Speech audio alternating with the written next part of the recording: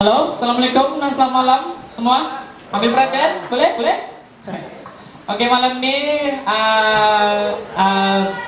Subal Cetak menganjurkan bicara ilmu, yaitu kita punya orang jemputan di malam, yaitu Justy Madlani selaku Presiden Persatuan Badan Bahasa dan Sastra, Ketua 1 IPS. Jadi malam ini kita akan bercerita tentang sastra lah semuanya. Oke, dipersilakan jemput Ence Justy Madlani untuk tampil ke pentas.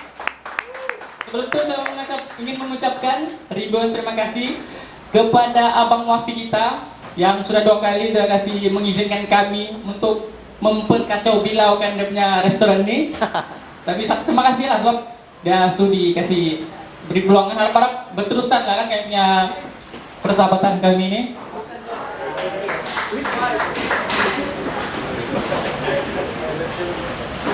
Bahaya ada punya kursi, tau? Ini duduk di rendah. Ini duduk di rendah.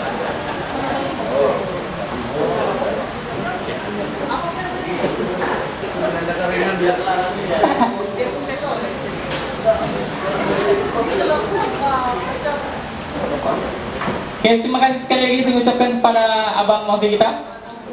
Oke, malam ini dianjurkan oleh Subal Cetak. Nanti kami akan terangkan Subal Cetak nih, dia punya biodata, moto, visi ya. Ada orang nggak di malam? Boleh sih dengar suara kah? Heho, heho, hello, hello. Hidup sama, oke, thank you. Tanyalah kepada berada kita di sana sebab dapat masuk rock the world. Ya. Jadi lepas ini kita support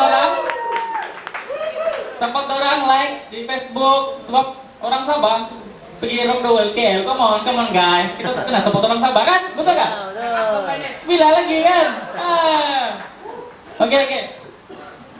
Sebelum itu kita perkenalan, kita punya tetamu jemputan Ci Justy Madlani. Assalamualaikum Ci. Selamat malam. Malam. Oke, semua kita perkenalkan diri Ci.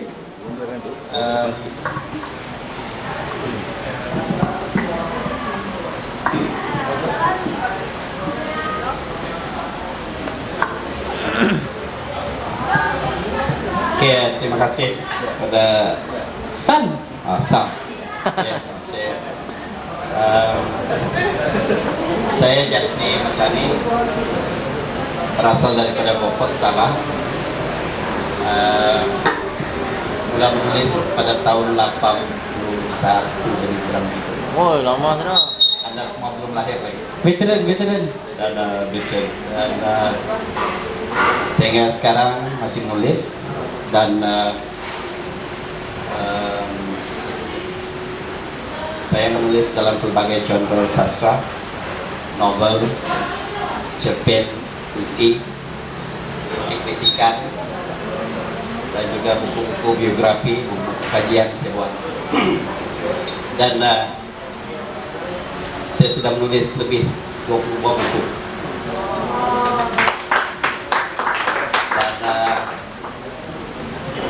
Dan memenangi berbagai hadiah sastra Sabah hampir setiap tahun bersama saudara Arifia. Wow. Dan menang hadiah sastra perdana pada tahun 96, tahun 2012. Tahun lalu saya menang tempat ketiga. Saya malah menulis buku cerpen dan juga puisi, IPDM, berita harian dan juga pena. Dan tahun ini alhamdulillah saya dipilih sebagai penerima Sea Right Award untuk Malaysia dan akan pergi ke Bangkok pada 12 hari bulan Desember bulan depan untuk menerima hadiah itu di Thailand. Boleh terangkan apa tuh Sea Right Award? Anugerah penulis Asia Tenggara, ya, anugerah Southeast Asia, anugerah penulis Asia Tenggara. Kalau saya silap lah. Oke. Saya mau tanya, kalau macam kami berminat mau masuk dalam Sea Right Award nih bang, apa adanya karakter, adanya ciri-ciri yang dia perlukan? Baik. Menulis ini dia bukan berlangsung dalam semalam, tidak. Ya? Dalam sehari semalam sudah jadi penulis dan dapat itu, dapat ini dan sebagainya, tidak. Dia mengambil masa yang sangat panjang, ya, panjang sekali. Dan saya mengambil masa 35 tahun lebih. Wow. Lebih kurang begitu untuk mendapat penerapan begini. Itu dari segi masa, ya. Kemudian ada beberapa kategori yang kita kena ambil kira dalam konteks anugerah ini. Kalau itulah yang menjadi matlamat kita. Tapi saya pikir jangan anugerah itu yang jadi matlamat. Ya, biar niat kita itu ikhlas, kita menulis karena minat kita. Anugerah itu akan datang sendiri kalau kita dapat menghasilkan karya yang terbaik sesuai dengan minat kita. Oke? Tetapi perlu ambil, kita ada strategi kerja, ya. Dalam bidang penulisan kita mesti ada strategi. Tulis, saya selalu sebut, kenapa P. Ramlee jadi seniman legenda? Kenapa P. Ramlee jadi legenda? Kenapa tuh bang? Coba ceritakan bang. Kenapa? Kenapa bang? Kalau dia menyanyi saja dia tidak boleh jadi legenda. Iya. Tapi P. Ramlee dia tahu menyanyi, dia tahu mencipta lagu, dia tahu mengubah lagu, dia boleh berlakon, dia boleh berjenaka, dia boleh mengarah film, serba boleh. Jadi dalam bidang penulisan juga saya pikir mesti begitu. Anda mesti tahu menulis puisi, Anda mesti tahu menulis cerpen, Anda mesti tahu mengubah novel, Anda mesti tahu menulis esai kritikan yang umum, buku-buku umum, semua mesti Anda boleh. Ya. Dan sebahagian besar penulis di Indonesia dia menjadi besar, dia menjadi mendapat pengiktirafan di peringkat nasional kita, di peringkat negara, karena mereka banyak melibatkan diri dalam pelbagai bidang penulisan. Kita ambil contoh yang paling baru lah, Isin Zakir misalnya, dia menulis puisi dan puisinya bagus, dia menulis cerpen, dia menulis novel, dia menulis esai kritikan, dan dia menang sebagian besar ini. Dia menang dalam esai kritikan, dalam hadiah sastra perdana dan macam-macam. Jadi salah satu kualitinya ialah kita perlu menulis pelbagai genre sastra. Ialah pemilihan di Malaysia dia berdasarkan genre. Dia berdasarkan tahun ini puisi, cerpen, tahun depan novel, ya. Saya sudah 4 tahun berturut-turut jadi senarai akhir panel untuk hadiah anugerah Sea Right Award. Pada tahun 2012 cerpen, saya adalah 3 orang penulis Malaysia yang paling akhir final untuk dinilai siapakah yang akan menerima anugerah Sea Right itu pada tahun 2012, dan saya kalah kepada Isin Zakir. Oke? Karena cerpennya bagus waktu itu, ya. Kemudian 2013 saya dicalonkan lagi untuk novel, sebab saya ada novel, ya. Juga saya kalah kepada Malim Ghazali PK, ya. Kemudian 2014 saya dicalonkan lagi untuk puisi, dan saya kalah kepada Zam Ismail. Barulah tahun 2015 ini saya menang dan di dalam kategori cerpen. 4 tahun saya dipilih untuk di peringkat akhir, dinilai di peringkat akhir dalam pelbagai genre, puisi, novel, cerpen. Tapi alhamdulillah rezeki saya pada tahun 2015 ini menjadi karena kekuatan cerpen saya mungkin. Ya. Tanya bang, tanya. Oke, baik. Ada lagi kategori lain untuk kita ambil kira lah kalau nak dapatkan anugerah sebegini. Kedua, dari segi karya kita, kualiti karya itu mesti diambil kira. Kemudian karya-karya kita yang menang anugerah itu juga diambil kira di peringkat negeri, di peringkat kebangsaan. Begitu juga karya kita, begitu juga kepimpinan kita dalam persatuan, ya.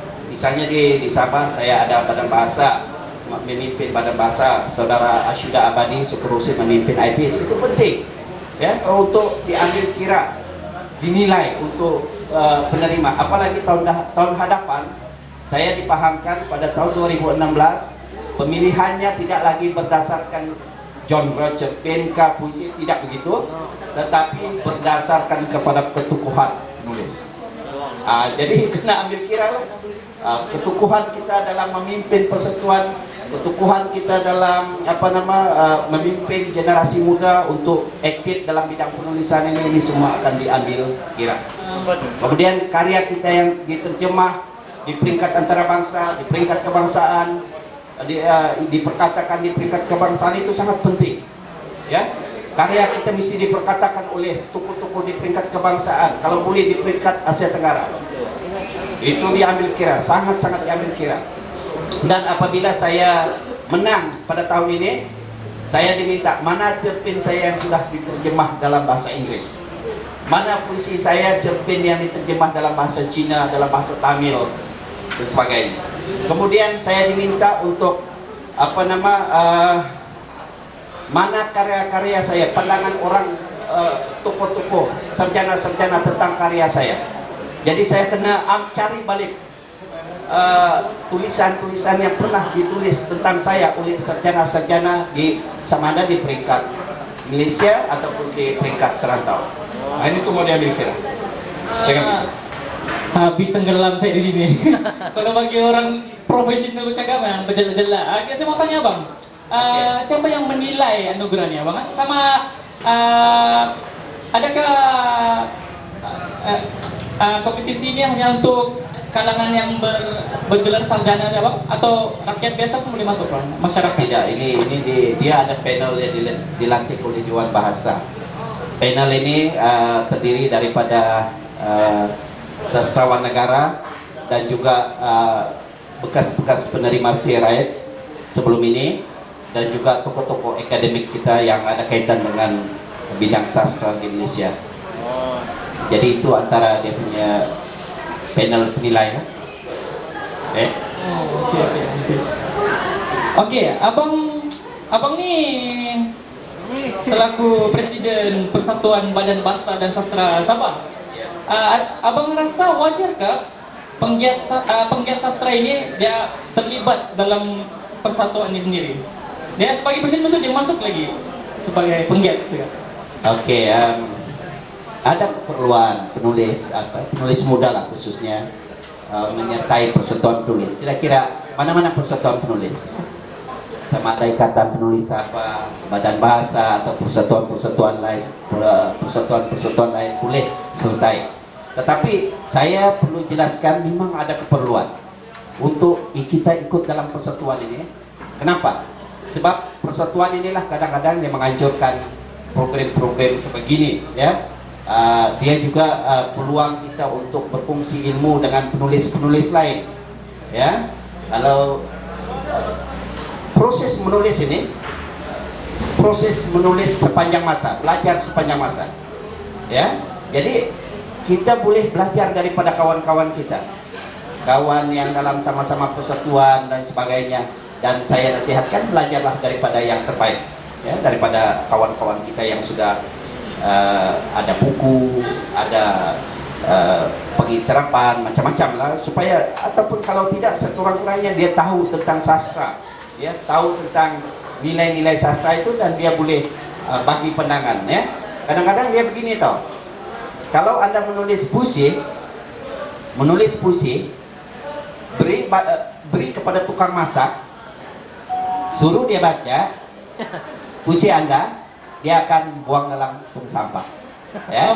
Dia tidak akan tahu nilai, ya. Dia tahu resepi makanan, dia tahu, tapi puisi tidak, ya. Tapi kalau Anda beri kepada orang yang memang suka berpuisi, mahir dalam bidang-bidang puisi, dia selalu menulis puisi, dia akan bagi pandangan kepada Anda. Oh, puisi ini bagus, ya. Mungkin dia akan bagi tambah lagi. Oh, ini perlu ditambah, ini belum cukup garam di perangan kedua, garam tidak ada, tomato tidak ada. Dia akan bagi tahu. Itu untungnya. Jadi saya pikir kita kena bergaul, dan inilah kebaikannya kalau kita ada persatuan penulis. Dan satu lagi, saya dengan Asyuda contohnya ya, kita nak jadikan di Sabah ini sebagai dataran ilmu, dataran budaya, seni budaya ya. Jadi dalam konteks itu kita selalu buat kegiatan-kegiatan seni budaya dan sebagainya untuk merealisasikan misi kita. Jadi peluang anak-anak muda ini belajar dari untuk memajukan sastra, memajukan diri sendiri dalam bidang penulisan itu terbuka luas ya, berbanding dengan Anda duduk di dalam bilik tulis puisi tapi akhirnya tidak jadi. Nah, itu merugikan. Oke? Bukan lang penjelasannya. Macam tidak orang nih diam saya ini. Ya, makan. Oh makan. Boleh tujuh lagu. Oke bang, saya mau tanya, apa bezanya sastra zaman dulu sama masa sekarang, modern sama dulu 80-an, 80s, 90s, apa bezanya bang? Dia senang saja. Adik-adik tengok Proton Saga. Proton lah ya. Kalau Proton Saga yang ditulis dicipta pada tahun 80-an dulu, 87 kamu lah Proton Saga. Kalau jual sekarang orang tidak mau beli, Anda pun tidak akan beli. Ya. Tapi dia buat apa untuk supaya Proton Saga itu laku? Dia buat apa? Dia buat inovasi, macam-macam dia buat. Ya. Dia cantikkan badannya apa semua, dia olah balik jadi Proton Wira, kemudian Proton Perdana, kemudian Proton apa lagi? Pesona, nama pun Pesona kan. Jadi dengan inovasi ini karya kereta itu masih lagi disukai orang ya, dibeli dan sebagainya. Saya pikir dunia sastra juga begitu. Ya, karya kita harus ada inovasi setiap tahun. Ada perubahan saja. Kalau tidak ada perubahan itu, kalau kita katalah antara penulis dulu Kibali ya, Kibali. Cara menulis Kibali itu kalau kita menulis puisi, cara Kibali itu sekarang orang tidak akan pandang lagi itu sebagai apa nih? Dia mungkin jadi puisi, masih puisi, tetapi dia tidak lagi ikuti perkembangan semasa dari segi teknik, dari segi gaya dan sebagainya. Jadi dia ketinggalan kereta api. Jadi kita perlu karya yang lebih baik, karya yang sama, alatnya sama, bahasanya sama, tetapi bagaimana kita teknik kita mengolah supaya dia lebih cantik. Macam kita Proton Saga tadi, yang awal kita ubah jadi Proton Perdana, yang sekarang yang nampak dynamic, macam aerobik, apa macam-macam, gaya yang lebih canggih. Jadi penulisan itu juga begitu. Saya pikir begitu. Oke bang, masih. Oke. Macam kayak tadi lah bang, ini satu bila, ini satu Proton Saga. Tapi dia punya sentimental value itu bang sangat tinggi lah bang. Lagi lama lagi smart lah bagi saya lah bang kan. Tapi ada kita punya toke di sini nih, dia pandai buat kereta. Kalau jatuh di tangan kereta ini, jatuh di tangan dia akan jadi kereta antik yang hebat. Oh, bukan alang-alang.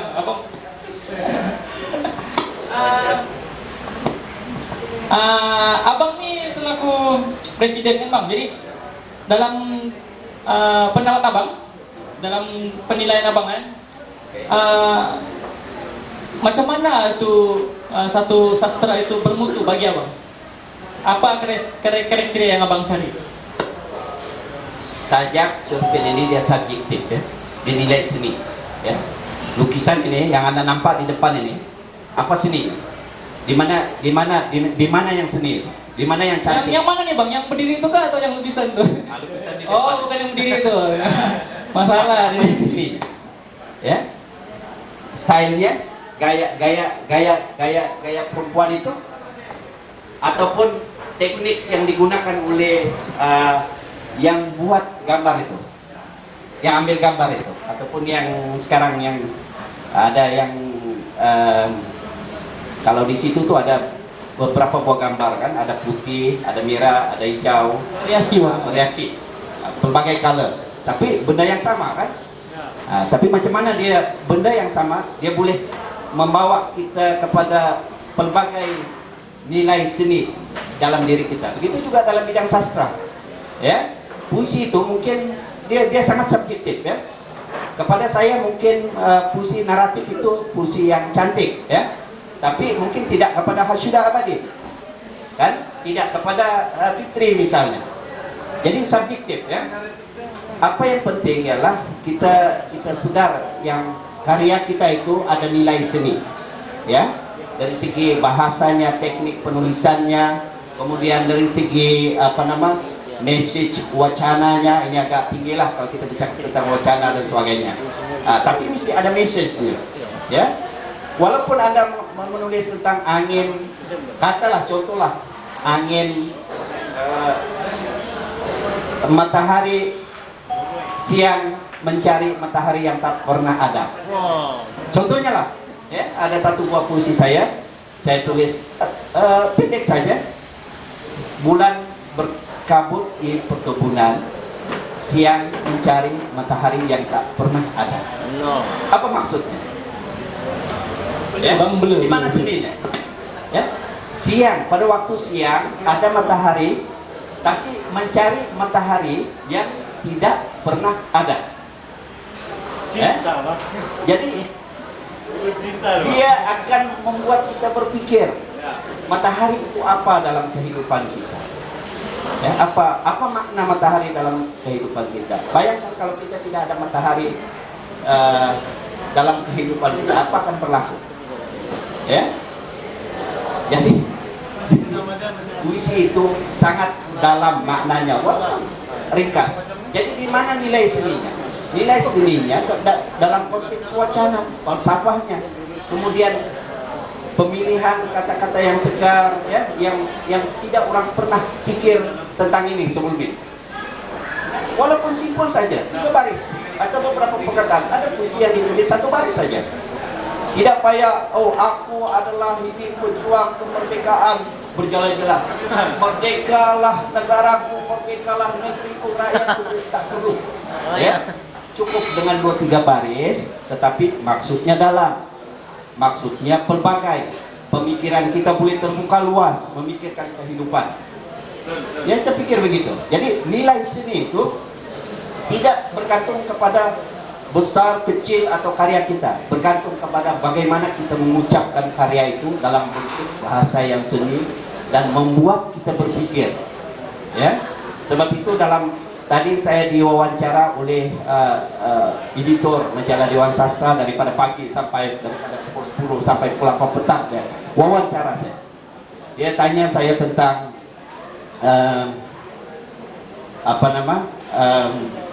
bagaimana kita nak dapatkan karya yang bagus. Saya kata kita tidak boleh paksa diri kita untuk dapatkan karya yang bagus. Tetapi proses menulis itu sendiri bagaimana dalam diri kita. Mestilah berusaha ya, untuk kita membolehkan dapat kata-kata yang lebih segar baru untuk kemajuan kita dalam bidang penulisan. Saya pikir begitu. Kita punya pengurusi sudah takut dia. Nah, saya tengah mencari. Nah, itu pandangan abang kan? Saya mau tanya pada pandangan abang sudah pula. Bagi abang, buku macam mana mutu? Bagi abang lah. Ini kali lah. Sebenarnya kalau saya melihat mutu itu sebagai satu yang berbeza lah kan. Masing-masing pengarang ataupun penyair lah, ataupun penulis itu dia punya pembawaan yang sendiri. Ya, kadang-kadang dia melihat kepada isu. Kalau dia ingin menyatakan pandangannya itu, kadang-kadang dia ingin orang senang paham. Dia pada puisi yang seperti Jasi kata tadi itu. Oh Tuhan, misalnya kan, oh gunung, kayak gitu. Jadi kalau Gunung Kinabalu itu hari itu ada gempa, dia secara literalnya tuh dia cakap, oh kalau telah hancur, misalnya gitu kan. Tapi kalau dari segi bentuk yang saudara Jasni katakan tadi itu, dia lebih seninya ada, falsafahnya memang ada di dalam. Dan dia membuat orang lain berpikir berpikirlah, dia tidak akan direct gitu kan. Makanya kalau baca puisi yang macam buku saya ini kan, Bacakan dong, bacakan. dia hanya dia sekali saja kan. Tetapi kalau dia membaca katakanlah baca cerpen Jasni ini, Pemburu Matahari misalnya kan, dia akan memakan masa yang lama. Dia akan membuat wacana, pikiran, membuat kajian lagi, dia mau apa nih, dia mau cari rujukan lagi, gitu. Tapi jadi mutu itu terlalu subjektif lah, tidak akan sama antara pengarang dengan pengarang yang lain. Gitu. Boleh nggak? Oke, makasih. Wow, panjang juga. Itu orang yang profesional kan? Orang lama. Coba kita tanya orang yang baru-baru nih, anak muda nih. Ini Mr. Azam. Tidak lama lagi orang mendirikan rumah tangga. Hai Azam. Saya coba tanya, kalau bagi kamu bilang apa? Cuma ada tuh mutu yang kau tengok. Mutu, ya lah. Motor. Sastra, puisi. Motor. Motor, kau pakai motor apa? Kau mau cari motor yang macam mana? Superbike kan, bermutu tinggi ke, C70 ke, klasik. Azam coba cerita Azam. Dia pakai motorhead, dia bilang. Motorhead itu band. Oke. Saya mau tanya sama Abang Jasni pula. Boleh bang? Masih boleh kah? Boleh. Kalau mau satu dolar doang. Kita kasih, boleh saya minta tolong nggak bang? Coba boleh bacakan kami satu spontan yang mudah, secara spontan bang. Puisi. Coba. Boleh bang? Boleh nggak? Ini Sampai makan nih boleh dengar puisi kan? Tadi siapa sudah kita boleh tahan namanya airnya matahari bukan alang-alang. Oke bang? Puisi kan? Saya menulis puisi di perkebunan. Ya. Judulnya di perkebunan. Di perkebunan, bulan berkabut di perkebunan. Siang mencari matahari yang tak pernah ada. Sekian. Wow, dia timik saja. Wah, masih blur. Wah. Oke, itu abang Yasni, coba kita punya adik ini. Coba puisi spontan boleh lah. Kemon. Bagi contoh. Sebagai satu ya, pendek ya. Susah bang Ece ya. Oke bang, oke. Saya dah boleh. Boleh. Kalau baca. Baca lah kalau baca. Ya baca lah. Kalau saya pendek. Boleh bang, kita suruh gadis pula. Ya. Kita kasih berlawan orang, masih berlawan.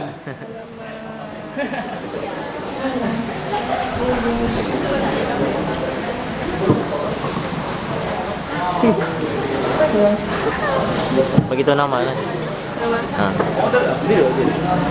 Begitu diri lah. Oke.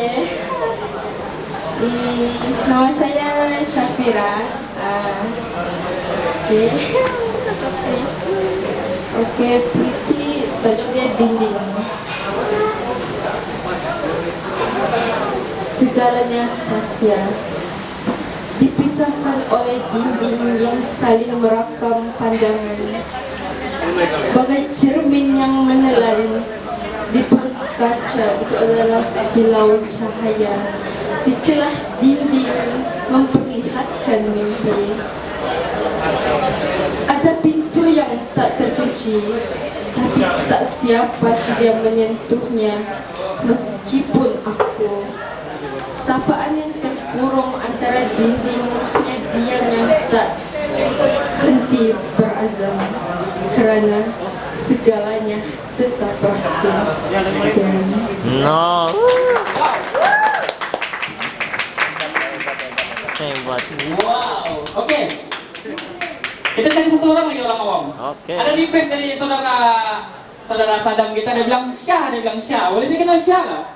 Dia ini aktivis, ini suka kritik orang nih. Kita dengar pula puisi yang suka kritik orang, macam mana bunyinya. Oke? Begitu nama. Sudah, tengok, makasih. Nah,